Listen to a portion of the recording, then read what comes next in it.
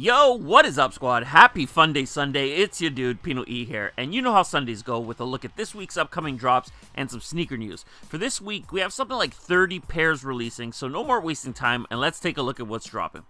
We're going to start off with tomorrow, May 8th, and that's when the long-awaited Nike Air Max Plus TN Nike Lab collection is dropping.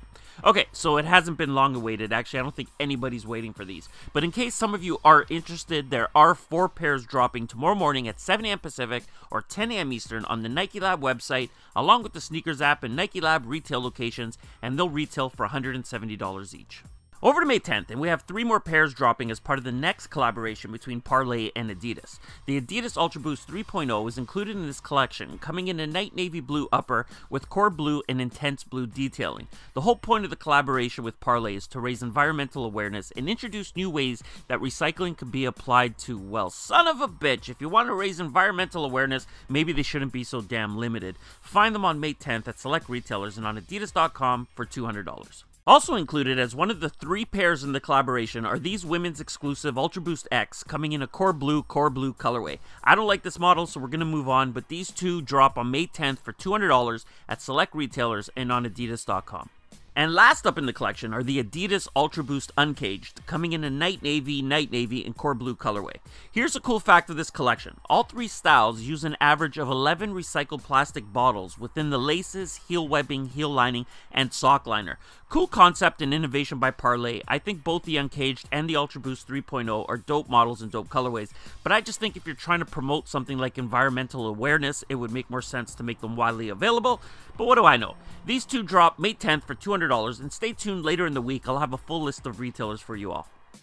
Flip the calendar over 1 day later, and on May 11th, we have the Nike Zoom Bonafide OG coming in the original colorway of the Flight 95, which was the inspiration behind the shoe. Fun fact, the model was designed by Ben Kirshner, who also designed the Nike Special Field Air Force One. It's a clean white and black colorway with the pair featuring an extended sock collar with a zipper in the rear for easy slip-on accessibility. These drop May 11th for $150 at select retailers, and they're an easy pass for me. One of the first ever releases by Nike SB was the Richard Mulder Low, which came dressed in a white and Orion blue colorway, and as Nike SB continues to celebrate their 15-year anniversary, they continue to re-release the classics, but dropping the original lows and highs and the original highs and lows. The next to get that treatment are these Nike SB Dunk High Mulders, with a colorway inspired by the LA Dodgers and constructed of leather and mesh. May 11th is the date, $110 is the price, and you can find them at select Nike SB retailers and on the Sneakers app. The next 4 pairs to drop on May 11th come as part of the Nike Sock Dart pack, and yeah, that's going to be a no from me, dog. The pairs in this pack are built the same with an upper flooded in the safari print, clear midfoot strap, a white mid, and a black outsole. If I had to choose one, the black and white would be the best of the worst, but hey, if you like them, May 11th is the date and $140 is the price.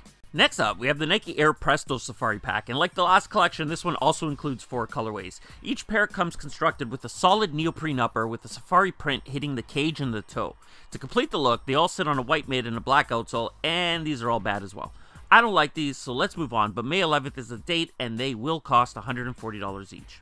We're still on May 11th, and the next shoe to release that date is the Nike Kyrie 3 Black Yellow. These are okay in my opinion, nothing too crazy, with the pair dressed in a full black upper, sitting on a black mid with yellow speckling, which transitions to yellow on the heel and sits on a white outsole. You can look for these to drop at most Nike basketball retailers, along with Nike.com, and the retail price for these will be the regular $120. Up next, we got the women's exclusive Nike Sportswear Air Max 95 Satin Pack. The pairs come dressed in your choice of either fiberglass or liquid lime, with the upper constructed of satin, with a touch of mesh hitting the tongue. It's a perfect shoe for the spring, and to complete these pairs off, Nike chose to treat them both to a white mid and a rubber gum bottom. The pack drops on May 12th, and the retail price is $140 each. 2 more pairs are dropping on May 12th, but these 2 come from Adidas as a special exclusive collaboration with Sneakers and Stuff.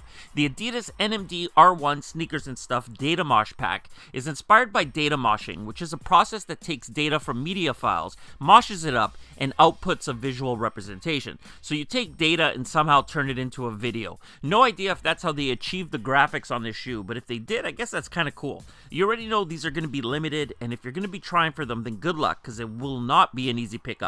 But they drop on May 12th, exclusive to Sneakers and Stuff locations and online at the Sneakers and Stuff website for $180 each. We got one more pair for May 12th, and it's up on screen, and it's the Nike Kobe AD Black Mamba. The pair comes in what is essentially a triple black colorway with some small hits of red seen on the insole and the heel, and it sits on a black mid and translucent outsole. May 12th is the date, $160 is the price, and I don't know about all of you watching this, but I'm ready for a new Kobe. This one's getting old and stale to me, so let's see what's next. The next two pairs up on screen are the Sneaker Boy Wish Adidas Consortium Pack, made up of the Pure Boost and Climate Cool silhouettes. We just spoke about these on Friday, so I won't get into too much detail, but the inspiration behind these is a jellyfish, and they both feature glow-in-the-dark detailing. Both pairs drop exclusively to Sneaker Boy and Wish on May 13th, with a wider global release following on May 20th, and the pairs will retail for $160 and $150 each. Next up, and in my opinion the best pair to release this week, we have the Nike PG1 EYBL. This special edition Nike PG1 features an inner booty that incorporates a graphic calling out each of the EYBL cities. An anthracite upper is complemented by the colorful pop of the Zoom bag, which is visible on the glow-in-the-dark outsole. Finishing off the design is its jewel-like iridescent Nike swoosh logo. The glow-in-the-dark sole steps away from the traditional green color that we typically see and instead glows blue. Let's talk about the details. Both this pair and the Nike Kyrie 3 EYBL will release on May 13th, and as of now, the only spot confirmed is the Harlem House of Hoops. But stay tuned throughout the week, and if any other spots pop up, I'll let you know. You could also expect to see these drop on the Sneakers app. Now, whether that's also on the 13th or not is still up in the air, but stay tuned. Retail price is $110 for the PGs and $120 for the Kyrie. We only got two more pairs to go, and next we have the Just Dawn Air Jordan 2 Arctic Orange. Unfortunately, I still don't have any release locations for this pair or the details, but we do know two things. They will be grade school exclusive, coming in extended sizing, and the retail price is $350. And last up for this week, releasing on May 13th, we have the Air Jordan Retro 4 Pure Money. The pair features a full white leather upper, and from what I've heard, the leather's quite nice. Features pure platinum on the tongue branding and metallic silver on the lace tabs and Jumpman branding on the heel. This is a super GR. Do not worry about sleeping on these. And the pair will be available in full family sizing, including toddler, preschool, grade school, and men's. Heads up to the grade schoolers, I'm not sure why Jordan Brand did this, but for your sizing, the lace tabs are not metallic silver, but rather a matte platinum color, which kind of sucks. Anyway, good luck this week, everyone. Let me know in the comments below what you're planning to cop. Let's move on over to sneaker news and start off with the major DC Reebok Ventilator Washington Capitals. I have no idea how many of you watching this are fans of the NHL, but we've seen Reebok put out Kings, Detroit Red Wings, and now Washington Capitals inspired pairs.